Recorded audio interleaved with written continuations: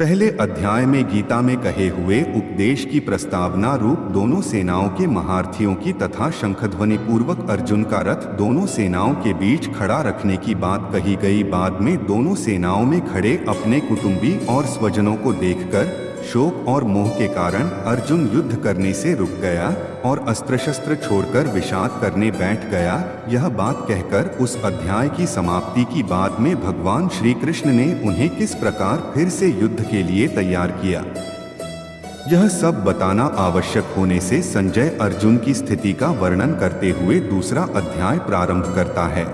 संजय बोले हैं, उस प्रकार करुणा से व्याप्त और आंसुओं से पूर्ण तथा व्याकुल नेत्रों वाले शोकयुक्त उस अर्जुन के प्रति भगवान मधुसूदन ने ये वचन कहा। श्री भगवान बोले हैं, हे अर्जुन, तुझे इस असमय में यह मोह किस हेतु से प्राप्त हुआ?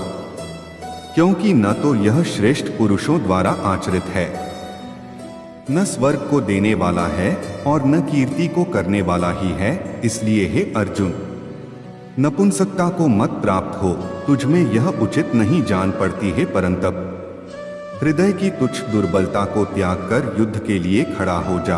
अर्जुन बोले हैं, हे मधुसूदन, मैं रणभूमि में किस प्रकार बाणों से भीष्म पितामह और द्रोणाचार्य के विरुद्ध लड़ूंगा?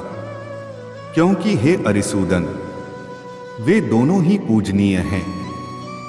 इसलिए इन महानुभाव गुरुजनों को न मारकर मैं इस लोक में भिक्षा का अन्न भी खाना कल्याणकारक समझता हूँ, क्योंकि गुरुजनों को मारकर भी इस लोक में रुधिर से सने हुए अर्थ और कामरूप भोगों को ही तो भोगूंगा। हम यह भी नहीं जानते कि हमारे लिए युद्ध करना और न करना, इन दोनों में से कौन सा श्रेष्ठ है, अथवा यह भी नहीं जानते कि उन्हें हम जीतेंगे या हमको वे जीतेंगे, और जिनको मारकर हम जीना भी नहीं चाहते, वे ही हमारे आत्मीय धृतराष्ट्र के पुत्र हमारे मुकाबले में खड़े हैं। इसलिए कायरता रूप दोष से उपहत हुए स्वभाव वाला तथा धर्म के विषय में मोहित चित्त हुआ मैं आपसे पूछता हूँ कि जो साधन निश्चित कल्याणकारक हो वह मेरे लिए कहिए, क्योंकि मैं आपका शिष्य हूँ। इसलिए आपके शरण हुए मुझको शिक्षा दीजिए, क्योंकि भूमि में निष्कंटक धन धान्य संपन्न राज्य को और देवताओं के स्वामीपने को प्राप्त होकर भी मैं उस उपाय को नहीं देखता हूँ जो मेरी इंद्रियों को सुखाने वाले शोक को दूर कर सके। संजय बोले, हे राजन, निद्रा को जीतने वाले अर्जुन अंतर्यामी श्री कृष्ण महाराज के प्रति इस प्रकार कहकर फिर श्री गोविंद भगवान से युद्ध नहीं करूंगा यह स्पष्ट कहकर चुप हो गए। हे भरतवंशी धृतराष्ट्र, अंतर्यामी श्री कृष्ण महाराज ने दोनों सेनाओं के बीच में शोक करते हुए उस अर्जुन को हंसते हुए से यह वचन बोले। श्री भगवान बोले, हे अर्जुन, तू न शोक करने योग्य मनुष्यों के लिए शोक करता है और पंडितों के जैसे वचनों को कहता है, परंतु जिनके प्राण चले गए हैं उनके लिए और जिनके प्राण नहीं गए हैं उनके लिए भी पंडित जन शोक नहीं करते। न तो ऐसा ही है कि मैं किसी काल में नहीं था, तू नहीं था, अथवा ये राजा लोग नहीं थे, और न ऐसा ही है कि इससे आगे हम सब नहीं रहेंगे।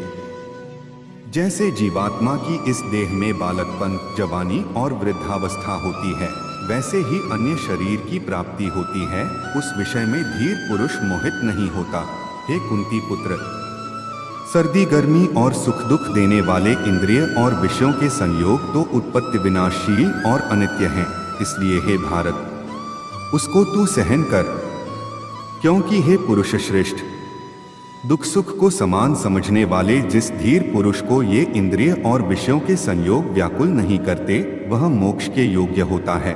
असत वस्तु की सत्ता नहीं है और सत का अभाव नहीं है। इस प्रकार तत्वज्ञानी पुरुषों द्वारा इन दोनों का ही तत्व देखा गया है। नाशरहित तो तू उसको जान जिससे यह संपूर्ण जगत दृश्यवर्ग व्याप्त है। इस अविनाशी का विनाश करने में भी कोई समर्थ नहीं है। इस नाशरहित अप्रमेय नित्य स्वरूप जीवात्मा के ये सब शरीर नाशवान कहे गए हैं। इसलिए हे भरतवंशी अर्जुन, तू युद्ध कर जो उस आत्मा को मारने वाला समझता है तथा जो इसको मरा मानता है। वे दोनों ही नहीं जानते, क्योंकि यह आत्मा वास्तव में न तो किसी को मारता है और न किसी के द्वारा मारा जाता है। यह आत्मा किसी काल में भी न तो जन्मता है और न मरता ही है, तथा न यह उत्पन्न होकर फिर होने वाला ही है, क्योंकि यह अजन्मा, नित्य, सनातन और पुरातन है। शरीर के मारे जाने पर भी यह नहीं मारा जाता है। हे पृथापुत्र अर्जुन, जो पुरुष इस आत्मा को नाशरहित, नित्य, अजन्मा और अव्यय जानता है, वह पुरुष कैसे किसको मरवाता है और कैसे किसको मारता है। जैसे मनुष्य पुराने वस्त्रों को त्याग कर दूसरे नए वस्त्रों को ग्रहण करता है, वैसे ही जीवात्मा पुराने शरीरों को त्याग कर दूसरे नए शरीरों को प्राप्त होता है। इस आत्मा को शस्त्र काट नहीं सकते, इसको आग जला नहीं सकती, इसको जल गला नहीं सकता और वायु सुखा नहीं सकती, क्योंकि यह आत्मा अच्छेद्य है। यह आत्मा अदाह्य, अक्लेद्य और निःसंदेह अशोष्य है, तथा यह आत्मा नित्य, सर्वव्यापी, अचल, स्थिर रहने वाला और सनातन है। यह आत्मा अव्यक्त है, यह आत्मा अचिंत्य है और यह आत्मा विकार रहित कहा जाता है। इसलिए हे अर्जुन, इस आत्मा को उपर्युक्त प्रकार से जानकर तू शोक करने के योग्य नहीं है, अर्थात तुझे शोक करना उचित नहीं है। किंतु यदि तू इस आत्मा को सदा जन्मने वाला तथा सदा मरने वाला मानता है, तो भी है महाबाहो, तू इस प्रकार शोक करने को योग्य नहीं है, क्योंकि इस मान्यता के अनुसार जन्मे हुए की मृत्यु निश्चित है और मरे हुए का जन्म निश्चित है। इससे भी इस बिना उपाय वाले विषम में तू शोक करने के योग्य नहीं है। हे अर्जुन, संपूर्ण प्राणी जन्म से पहले अप्रकट थे और मरने के बाद भी अप्रकट हो जाने वाले हैं, केवल बीच में ही प्रकट है। फिर ऐसी स्थिति में क्या शोक करना है। कोई एक महापुरुष ही इस आत्मा को आश्चर्य की भांति देखता है और वैसे ही दूसरा कोई महापुरुष ही इसके तत्व का आश्चर्य की भांति वर्णन करता है, तथा दूसरा कोई अधिकारी पुरुष ही इसे आश्चर्य की भांति सुनता है और कोई कोई तो सुनकर भी इसको नहीं जानता। हे अर्जुन, यह आत्मा सबके शरीरों में सदा ही अवध्य है, इस कारण संपूर्ण प्राणियों के लिए तू शोक करने के योग्य नहीं है, तथा अपने धर्म को देखकर भी तू भय करने योग्य नहीं है, अर्थात तुझे भय नहीं करना चाहिए, क्योंकि क्षत्रिय के लिए धर्मयुक्त युद्ध से बढ़कर दूसरा कोई कल्याणकारी कर्तव्य नहीं है। हे पार्थ, अपने आप प्राप्त हुए और खुले हुए स्वर्ग के द्वार रूप इस प्रकार के युद्ध को भाग्यवान क्षत्रिय लोग ही पाते हैं, किंतु यदि तू इस धर्मयुक्त युद्ध को नहीं करेगा तो स्वधर्म और कीर्ति को खोकर पाप को प्राप्त होगा, तथा सब लोग तेरी बहुत काल तक रहने वाली अपकीर्ति भी कथन करेंगे, और माननीय पुरुष के लिए अपकीर्ति मरण से भी बढ़कर है। और जिनकी दृष्टि में तू पहले बहुत सम्मानित होकर अब लघुता को प्राप्त होगा, वे महारथी लोग तुझे भय के कारण युद्ध में हटा हुआ मानेंगे। तेरे वैरी लोग तेरे सामर्थ्य की निंदा करते हुए तुझे बहुत से न कहने योग्य वचन भी कहेंगे। उससे अधिक दुख और क्या होगा। या तो तू युद्ध में मारा जाकर स्वर्ग को प्राप्त होगा, अथवा संग्राम में जीतकर पृथ्वी का राज्य भोगेगा। इस कारण हे अर्जुन, तू युद्ध के लिए निश्चय करके खड़ा हो जा। जय पराजय, लाभ हानि और सुख दुख को समान समझकर उसके बाद युद्ध के लिए तैयार हो जा। इस प्रकार युद्ध करने से तू पाप को नहीं प्राप्त होगा। हे पार्थ, यह बुद्धि तेरे लिए ज्ञान योग के विषय में कही गई, और अब तू इसको कर्मयोग के विषय में सुन। जिस बुद्धि से युक्त हुआ तू कर्मों के बंधन को भली भांति त्याग देगा, अर्थात सर्वथा नष्ट कर डालेगा। इस कर्मयोग में आरंभ का अर्थात बीज का नाश नहीं है और उल्टा फल रूप दोष भी नहीं है, बल्कि इस कर्मयोग रूप धर्म का थोड़ा सा भी साधन जन्म मृत्यु रूप महान भय से रक्षा कर लेता है। हे अर्जुन, इस कर्मयोग में निश्चयात्मिका बुद्धि एक ही होती है, किंतु अस्थिर विचार वाले विवेकहीन सकाम मनुष्यों की बुद्धियां निश्चय ही बहुत भेदों वाली और अनंत होती हैं। हे अर्जुन, जो भोगों में तन्मय हो रहे हैं, जो कर्मफल के प्रशंसक वेदवाक्यों में ही प्रीति रखते हैं, जिनकी बुद्धि में स्वर्ग ही परम प्राप्य वस्तु है और जो स्वर्ग से बढ़कर दूसरी कोई वस्तु ही नहीं है, ऐसा कहने वाले हैं, वे अविवेकी जन इस प्रकार की जिस पुष्पित अर्थात दिखाऊ शोभायुक्त वाणी को कहा करते हैं, जो कि जन्मरूप कर्मफल देने वाली और भोग तथा ऐश्वर्य की प्राप्ति के लिए नाना प्रकार की बहुत सी क्रियाओं का वर्णन करने वाली है। उस वाणी द्वारा जिनका चित्त हर लिया गया है, जो भोग और ऐश्वर्य में अत्यंत आसक्त हैं, उन पुरुषों की परमात्मा में निश्चयात्मिका बुद्धि नहीं होती। हे अर्जुन, वेद उपर्युक्त प्रकार से तीनों गुणों के कार्य रूप समस्त भोगों और उनके साधनों का प्रतिपादन करने वाले हैं, इसलिए तू उन भोगों और उनके साधनों में आसक्तिहीन, हर्ष शोकादि द्वंद्वों से रहित, नित्य वस्तु परमात्मा में स्थित, योगक्षेम को न चाहने वाला और स्वाधीन अंतःकरण वाला हो। सब ओर से परिपूर्ण जलाशय के प्राप्त हो जाने पर छोटे जलाशय में मनुष्य का जितना प्रयोजन रहता है, ब्रह्मा को तत्व से जानने वाले ब्राह्मण का समस्त वेदों में उतना ही प्रयोजन रह जाता है। तेरा कर्म करने में ही अधिकार है, उनके फलों में कभी नहीं, इसलिए तू कर्मों के फल का हेतु मत हो तथा तेरी कर्म न करने में भी आसक्ति न हो। हे धनंजय, तू आसक्ति को त्याग कर तथा सिद्धि और असिद्धि में समान बुद्धि वाला होकर योग में स्थित हुआ कर्तव्य कर्मों को कर। समत्व भाव ही योग कहलाता है। इस समत्व बुद्धि योग से सकाम कर्म अत्यंत ही निम्न श्रेणी का है। इसलिए हे धनंजय, तू समबुद्धि में ही रक्षा का उपाय ढूंढ, अर्थात बुद्धि योग का ही आश्रय ग्रहण कर, क्योंकि फल के हेतु बनने वाले अत्यंत दीन हैं। समबुद्धियुक्त पुरुष पुण्य और पाप दोनों को इसी लोक में त्याग देता है, अर्थात उनसे मुक्त हो जाता है। इससे तू समत्वरूप योग में लग जा। यह समत्वरूप योग ही कर्मों में कुशलता है, अर्थात कर्म बंधन से छूटने का उपाय है, क्योंकि समबुद्धि से युक्त ज्ञानी जन कर्मों से उत्पन्न होने वाले फल को त्याग कर जन्मरूप बंधन से मुक्त हो निर्विकार परम पद को प्राप्त हो जाते हैं। जिस काल में तेरी बुद्धि मोहरूप दलदल को भली भांति पार कर जाएगी, उस समय तू सुने हुए और सुनने में आने वाले इस लोक और परलोक संबंधी सभी भोगों से वैराग्य को प्राप्त हो जाएगा। भांति भांति के वचनों को सुनने से विचलित हुई तेरी बुद्धि जब परमात्मा में अचल और स्थिर ठहर जाएगी, तब तू योग को प्राप्त हो जाएगा, अर्थात तेरा परमात्मा से नित्य संयोग हो जाएगा।